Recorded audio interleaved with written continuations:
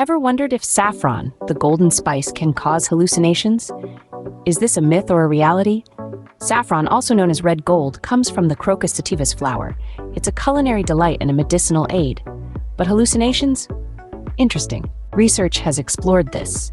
The Journal of Ethnopharmacology highlighted saffron's psychoactive effects in mice. However, human consumption doesn't typically reach these doses.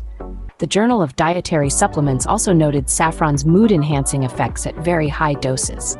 In essence, saffron might induce hallucination-like effects, but it requires an improbable amount. The saffron in your rice won't take you on a psychedelic trip. It's all about dosage. Extreme doses, beyond normal consumption, could cause such effects. But your saffron won't take you on a psychedelic trip. So, when you add saffron to your dish, don't worry. There's no risk of hallucination. You're just enhancing flavor, color, and health.